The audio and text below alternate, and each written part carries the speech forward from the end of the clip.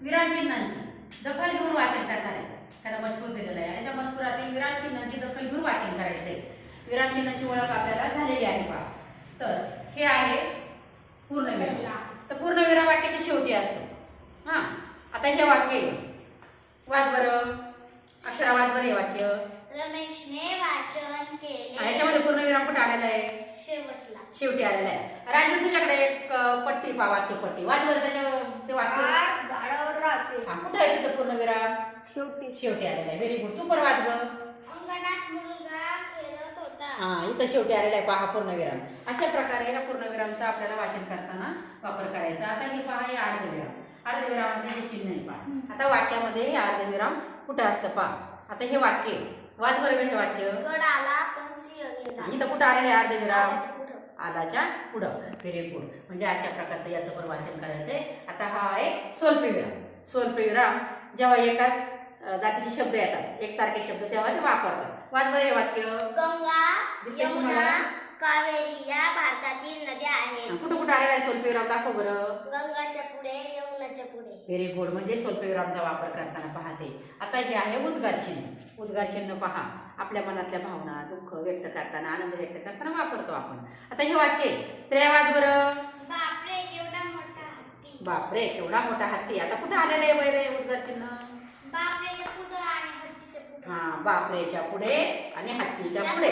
म्हणजे पहा, आई ग काटा टोचला. आपण म्हणतो ना, आपल्याला काटा टोचल्यावर आपण ओरडतो ना असं, तेव्हा दुःख झाल्यावर किंवा आनंद झाल्यावर सुद्धा. आता हा अपूर्णविराम. आता अपूर्णविराम पहा कुठं वापरतात पहा. तर हे वाक्य वाच बरं. अक्षरा परत. अक्षरा वाच बरं. पुढील वाक्य वाचा. वाचा. पुढील वाक्य वाचा. त्याच्या शेवटी इथं दिलेलं आहे पहा, हे अपूर्णविराम. त्याच्यानंतर राजवीर, आता हे दुहेरी अवतरण चिन्ह. हा, वाच बरं हे वाक्य. दुहेरी अवतरण चिन्ह आपण कधी वापरतो? वाच बरं. समीर म्हणाला मी सहलीला येईन. हा, समीर म्हणाला मी सहलीला येईन. पहा, हे दुहेरी अवतरण चिन्ह असं वापरलेलं आहे पहा. आपल्याला वाक्यामध्ये असं वापर करायचा आहे. समजलं? हो. दिसतंय सगळ्यांना? हो. ओके.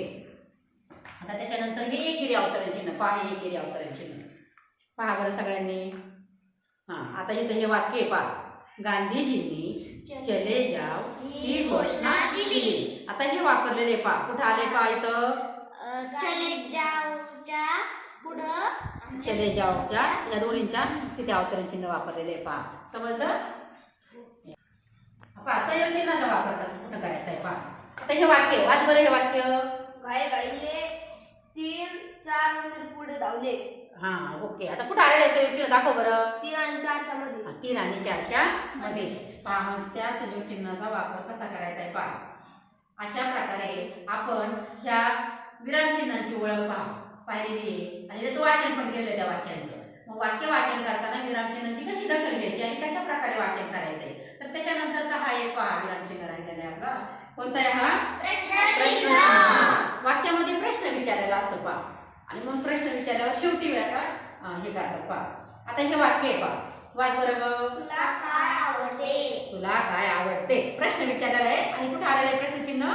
शेवटला. शेवटी आलेलं आहे. हे प्रश्नचिन्ह आहे. म्हणजे प्रश्न विचारल्यावर त्याच्यामध्ये शेवटी येतं पहा. अशा प्रकारचे हे सगळे विरामचिन्ह आहेत आणि विरामचिन्हांची चांगल्या प्रकारे दखल घेऊन तुम्ही वाचन केलेले आहे. त्याचा अधिक चांगला सराव करा.